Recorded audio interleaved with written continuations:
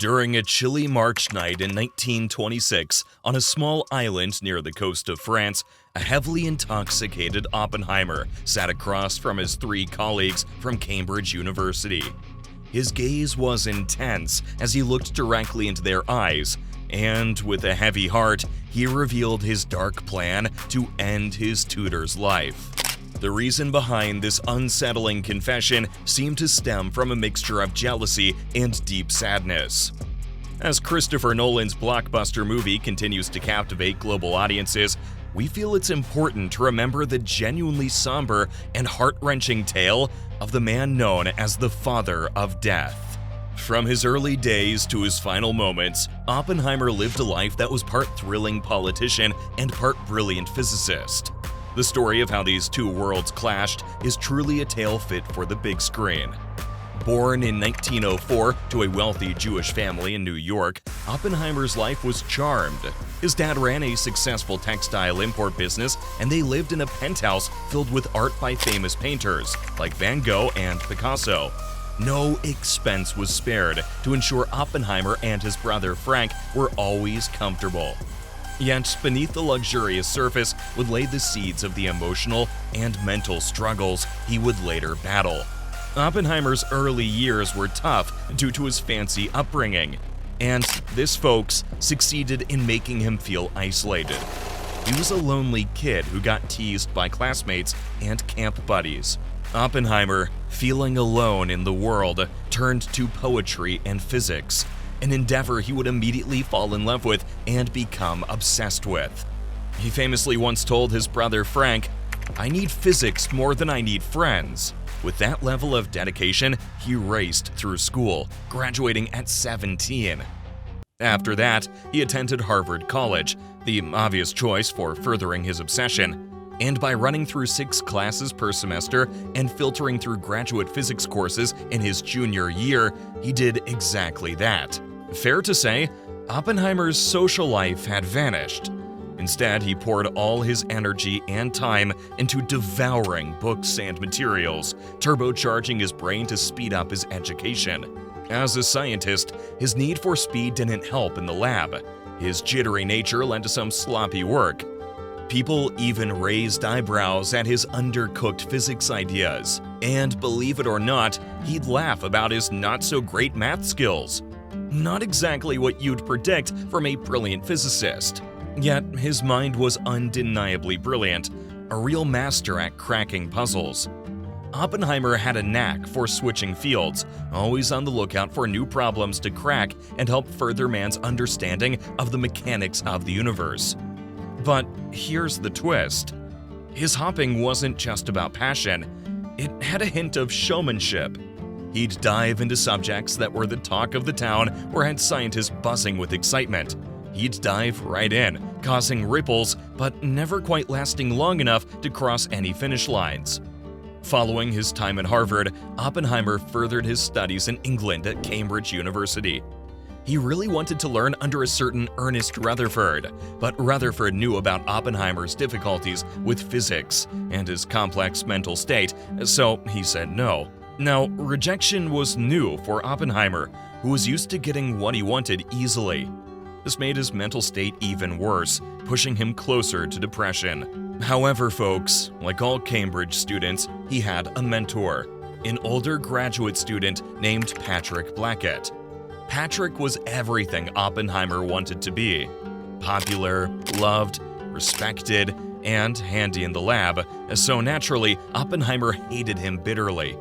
And Oppenheimer, in his dark headspace, rashly decided to inject his apple with potassium cyanide. He left the poisoned apple on his desk and left on vacation with his colleagues to an island off France, where he confessed. No need to fret, Patrick never ate the apple. But guess what? After returning home, Oppenheimer found himself in hot water with the university. They were prepared to charge him with attempted murder. But Robert's rich father would intervene to bail him out of trouble yet again. Eventually, Oppenheimer left Cambridge and headed to Germany's Göttingen University. Little did he know, this choice would change everything. In Germany, Oppenheimer's spirits lifted, his love for physics reignited, and his confidence grew. Niels Bohr, a top physicist, was taken aback by Oppenheimer's brilliance. Göttingen buzzed with modern physics, and Oppenheimer basked in its glow. But something quickly shifted. The spotlight became addictive, an obsession. Fame and praise became his lifelong pursuit. Oppenheimer returned to the US, where he became a professor at Berkeley. His charisma and charm quickly made a cult out of his students. In the early 1930s, he co-wrote a paper with one of his grad students on the photoelectric effect. Work that, if focused upon, could break new grounds and even deliver a Nobel Prize for Oppenheimer. But, as usual, he grew bored of the field and hopped off the trend for something hotter. And guess what? That grad student would later go on to win a Nobel Prize for that same work after years of commitment, demonstrating that if Oppenheimer could settle his mind on one field, then he would touch the stars. This was a fact that had already begun to frustrate Oppenheimer's colleagues. And that's not all, folks. He got into politics and even organized fundraising events for the communists in the Spanish Civil War. A piece of history that the United States government would remember in due time. What's worse is that Oppenheimer soon created an inner circle consisting of eager grad students who showered him with admiration, boosting his already large ego. He hungered for attention, a need rooted in his lonely childhood. This desire drove him to neglect caution in his pursuits, ultimately tarnishing his reputation due to hasty work, sloppiness, and oversight. However, amidst the chase for fame and hopping across fields, a dark obsession consumed Oppenheimer. Driven by his twisted thoughts and a passion for Dostoevsky-style poetry, he was haunted by endless visions of black holes. Inspired by Einstein's findings, he realized that a star, when its fuel was exhausted, could implode, creating a gravitational pull great enough to devour even light itself. Unfortunately, just like with other topics, he would never stay focused enough to deliver his genius to the world. Which finally brings us to the moment folks remember Oppenheimer for, the Manhattan Project. Here, the popular physicist did the best, or maybe the worst work of his entire career. As a lead scientist on the project, he was able to deliver a fresh perspective on the endeavor and, as usual, provide a solution, an angle that no one else quite saw. The result? An atomic bomb capable of taking out an entire city or state. A nuke, a weapon of massive destruction, the likes of which the world would have never seen if not for the brilliant mind of J. Robert Oppenheimer, the true father of the atomic bomb. On the 6th of August 1945, the US dropped one of the bombs on Hiroshima, Japan, which created devastating results that still live in the hearts of many Japanese to this day. But on the good side, it effectively ended World War II, meaning Oppenheimer hadn't just done the most important thing he'd ever do, but also the most patriotic from the United States point of view. Now, any ordinary man in that position would struggle with internal moral conflict, creating a weapon capable of taking so many lives at once, and, what's worse, putting it all in the hands of one nation. But Oppenheimer was already too far committed to his political aspirations at this point to truly care.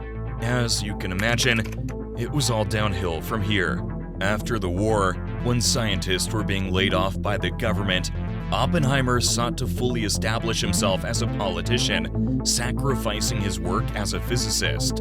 This turned out to be a greatly wasted investment, because in 1954, a suspicious alliance of scientists accused Oppenheimer of being a communist sympathizer. Several hearings were held, and Oppenheimer was deemed a threat to national security. All of his security clearance was revoked, and he disgracefully retired from his political career. To worsen matters, a decade later, Oppenheimer was diagnosed with cancer, a discovery that surprised no one given his lifelong addiction to smoking. There were days when he smoked as many as 10 cigarettes. His condition got worse fast, and in 1967, he lay dying. filled with regret and anger about his life. His wife, Kitty, deeply saddened, contacted an old friend of Oppenheimer and requested him to involve her husband in science again, perhaps to bring him some peace before the end. However, it was much too late. For as much as a brilliant man Oppenheimer was, this was not an equation he could simply hop out of. He passed away, never really fulfilling his potential in either physics or politics. A man never assured of his own direction in life. A man who struggled to meaningfully connect with people. A man who twisted his own success into a weapon for his inner demons. And finally, a man who wanted and chased it all, only to end up with nothing. He became a great American patriot for ending World War II, but some, including Oppenheimer himself, have wondered if this was the right use of his potential.